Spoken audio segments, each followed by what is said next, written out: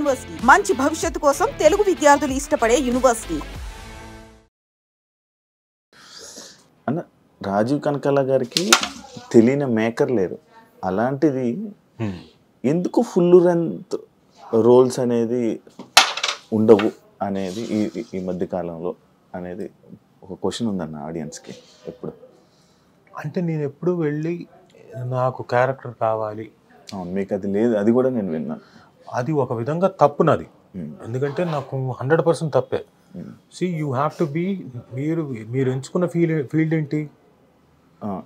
Acting, glamorous field, where rat రైస్లో మీరు ఉంటే తప్ప మీరు వెళ్ళి మిమ్మల్ని మీరు పిఆర్ చేసుకుంటూ మిమ్మల్ని మీరు పరిచయం చేసుకుంటూ నాకు వేషం ఇవ్వండి అని అడిగితే తప్ప రాని ఫీల్డ్. సరే లక్కీగా రాజీవ్ కనకాల లాంటి వాడికి వచ్చేసింది, అడగకుండానే వేషాలు వచ్చాయి.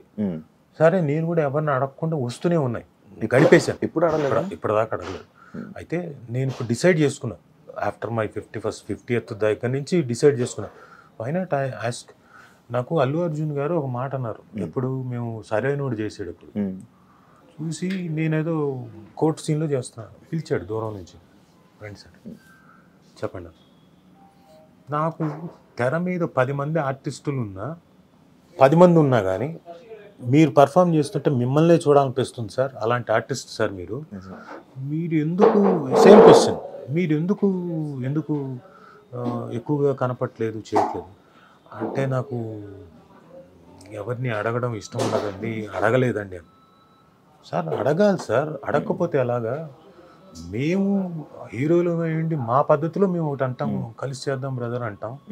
మీరు కూడా అలాగే చెప్పండి, కలిసి చేద్దాం, ఏదైనా ఉంటే చూద్దాం అని చెప్పేసి అడగండి, తప్పులేదని. అయితే అది నేను ఆ రోజున ఓకే అనుకున్నాను, బట్ ఎందుకు అడగడం అని చెప్పేసి అనుకున్నాం, వదిలేశాను. బట్ నా తప్పు కాదనిపిస్తోంది. నేను డెఫినెట్గా ఐ విల్ అప్రోచ్ పీపుల్, ఏదైనా ఉంటే చేద్దాం అని చెప్పడానికి. ఎందుకంటే నేను కూడా ఫిట్గా ఉండాలి కదా, అందుకని నేను సన్నగా అయ్యాను, ఇంకా సన్నగా అవ్వాలి. ఇంకొక 2 months తర్వాత దెన్ ఐ విల్ అప్రోచ్. అని మీరు ఒకవేళ అడిగితే ఆపర్చునిటీస్ ఎవరైనా అడగాలని అనుకుంటే హీరోస్ని అడుగుతారా, డైరెక్టర్ని అడుగుతారా? హీరోల్ని అడగను. అడగరా? హీరోల్ని అడగను. ఏదైనా ఉంటే డైరెక్టర్ని అడగాలి, లేకపోతే ప్రొడ్యూసర్ని అడగాలి, అంతే. మన ఎందుకంటే మీకు హీరోస్తో బాగా పరిచయం కదా, అందరూ పరిచయం. అదే చాలా మంచి పరిచయం. హీరోస్ని అడగదు, ఎందుకంటే ఫ్రెండ్షిప్ వేరు, ప్రొఫెషన్ వేరు. అవును. నేను ఏమైనా నాకున్న దీనికి నేను ఎవరిని అడగాలి, జాబ్ ఇచ్చేవాళ్ళని అడగాలి, అది డైరెక్టర్ లేకపోతే ప్రొడ్యూసర్. ఎందుకో వాళ్ళు కదా, వాళ్ళిద్దరిని అడుగుతారు.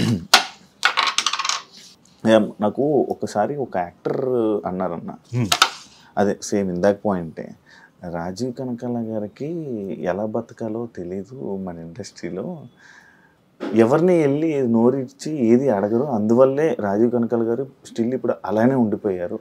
నేను అలాగే ఉండిపోవడానికి ఏం లేదు, నేను బాగానే ఉన్నా. అందరూ ఏమనుకుంటున్నా అంటే నేను అలాగే ఉండిపోయాను. బహుశా వాళ్ళు అనుకుంటున్న ఏంటంటే నేమ్ అండ్ ఫేమ్ వైజ్గా, మనీ వైజ్గా ఇంకా ఎక్కువ వచ్చేదేమో అనుకునే దీంట్లో ఉన్నారు. నాకున్న దాంట్లో నేను సాటిస్ఫైడే. నాకు మంచి క్యారెక్టర్లు వచ్చాయి, మంచి పేరు తెచ్చినవి ఉన్నాయి. 20 ఏళ్ల తర్వాత కూడా నన్ను గుర్తుంచుకునే సినిమాలు ఉన్నాయి, పాత సినిమాలు. సార్ మేము చిన్నప్పుడు మీ సినిమా చూసిన సై సార్ మీ విక్రమార్కుడు సార్ మీ స్టూడెంట్ నెంబర్ 1 సార్ అనేవి ఇంకా ఉన్నాయి. 20 ఏళ్ల తర్వాత కూడా గుర్తుంచుకుంటున్నారని మాటలు కాదు కదా ఈ పర్టికులర్ జనరేషన్. సో ఇప్పటికీ గుర్తుంచుకుంటున్నారు, గుర్తుంచుకోకుండా కాదు. సో నేను చేసినవి చాలా మటుకు గుర్తుండి, అంటే ఒక 8 ఏళ్ల క్రితం చేసిన జనతా క్యారెక్టర్ గుర్తుంచుకున్నారు, నాన్నకు ప్రేమతోలో నేను చేసిన క్యారెక్టర్ గుర్తుంచుకున్నారు. సో అలాంటివి ఏం లేదు నాకు. ఫైనాన్షియల్గా అంటారా, ఎస్ అటు ఇటుగా ఉంటుంది డెఫినెట్గా. బట్ నేను ఎవ్రీ ఇయర్ నేను చిన్న సినిమానో పెద్ద సినిమానో చేస్తూనే ఉన్నాను, నాకు డబ్బులు వస్తూనే ఉన్నాయి. అయితే మీరు అన్నట్టు కొన్నిసార్లు ఫేము, నేము మెయిన్ స్ట్రీమ్లో కనపడాల్సినంత కనపడలేదు. నేను చాలా చిన్న సినిమాలు చేసుకుంటూ డబ్బులు వచ్చేవి నేను చేసుకుంటూ, అంటే నేను ఎవరిని చేయి జాపి అడగాల్సిన పని లేకుండా నా పని నేను చేసుకుంటూ. ఒకరిని చేయి చాచి అడగడం రాదు అని అంటున్నా. చేయి చాచి అడగక్కర్లేదు, కనీసం నోరు విప్పి అడగాలి. నేను కనీసం ఆ పని కూడా చేయలేదు. సో ఇప్పుడు డెఫినెట్గా ఐ కెన్ డెఫినెట్లీ ఆస్క్, లేకపోతే నా మేనేజర్ని పెట్టి మేనేజర్ ద్వారా అన్న అడిగి ఐ ట్రై టు. బట్ అది అడిగే ముందు నేను కూడా ఫిట్గా ఉండాలి కదా, అందుకే ఫిట్గా తయారవడం కోసం ప్రాసెస్లో ఉన్నాను. సుమా గారు లేకపోతే రాజీవ్ కళ గారి లైఫ్ ఇలా ఉండేదా అనేది ఒక క్వశ్చన్ మార్క్కి మీరు ఏమైనా ఆన్సర్ చేయాలనుకుంటారా? ఎలా ఉండేది ఇంతకన్నా బాగుండేదేమో. ఇంతకంటే దారుణంగా ఉండేదేమో. 2 పాసిబిలిటీస్ ఉన్నాయి కదా. అది ఏంటి ఎలా ఉండేదని మనం చెప్పలేము. ఇంతకన్నా దారుణంగా ఉండి ఉండొచ్చు, ఇంతకన్నా చాలా బాగుండి ఉండొచ్చు. 2 పాసిబిలిటీసే. ఒకటి మీరు అర్థం చేసుకోవాల్సింది ఏంటంటే, సుమా కనకాల గారు నా లైఫ్లోకి రాకముందు నుంచి రాజీవ్ కనకాల అన్నవాడు యాక్ట్ చేస్తున్నాడు. రాజీవ్ కనకాల అన్నవాడు ఎప్పటి నుంచి యాక్ట్ చేస్తున్నాడు? వాడు చిన్నప్పటి నుంచి యాక్ట్ చేస్తున్నాడు. ఎప్పుడు వాడికి 6 ఏళ్ల వయసు నుంచి యాక్ట్ చేస్తున్నాడు. టెలివిజన్ అన్నది పుట్టిన దగ్గర నుంచి ఆల్మోస్ట్ 1981 అన్న తర్వాత 81లో మా అమ్మతో పాటు మా అమ్మ యాక్ట్ చేయడానికి వస్తే దూరదర్శన్లో, సోమాజిగూడలో దూరదర్శన్ ఉండేది. అప్పుడు కూడా నేను ఆవిడతో అకంపెనీ చూసేవాడిని. నాటకాలు అవన్నీ ఆన్లైన్లో జరిగేవి, ఆన్లైన్ సెటప్లో 3 కెమెరాలతో. అవి చూసి ఆ తర్వాత 85లో ఎప్పుడైతే ధారావాహికాలు అనేవి ప్రారంభించారు, దాంట్లో అనగనగా ఒక శోభ అనే సీరియల్లో 7వ ఎపిసోడ్లో యాక్ట్ చేసిన వాడు. అంటే 85 నుంచి నేను యాక్ట్ చేస్తున్నాను. ఇది టెలివిజన్లో. సో మాకేం కూడా తెలియదు, బట్ పుట్టలేదు ఇంకా యాక్చువల్లీ. సో 40 ఏళ్ళు అయిపోయింది. సో నా జీవితం నేను చేస్తూనే ఉన్నాను, నేను ఎక్కడా ఆగలేదు. అప్పటి నుంచి ఇప్పటిదాకా చేస్తూనే చచ్చు పుచ్చు వచ్చిందో, చిన్న సినిమానో పెద్ద సినిమానో, వాట్ ఎవర్ ఇట్ ఈస్, మంచి సినిమానో మంచి క్యారెక్టరు చెడ్డ క్యారెక్టరు, ఐ డోంట్ స్టాప్. నాకు ఇక్కడ లేదు అని లేదు. చిన్నప్పటి నుంచి మా నాన్న మాకు ఓన్ ప్రొడక్షన్ ఉండేది.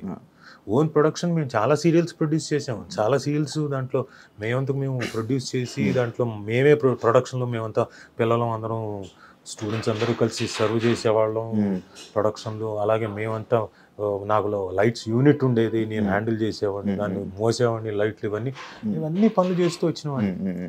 సో నా స్పాన్ వేరే స్పాన్. యాక్చువల్గా నా జోన్ వేరు. నా తాలూకు నేచర్ కానివ్వండి, నా ప్రదేశం కానివ్వండి, అంతా వేరు. నాదంతా ఎంతసేపు ఇన్స్టిట్యూటు, మాకు యాక్టింగ్ ఇదే గోల. మాకు స్కూల్ అయిపోయి వస్తే నేను యాక్టింగ్ క్లాసుల్లోనే ఉండేవాడిని. ఏదైనా ప్రొడక్షన్ జరిగితే అది మానేసి ఈ పనుల్లోనే ఉండేవాడిని. So that is totally different.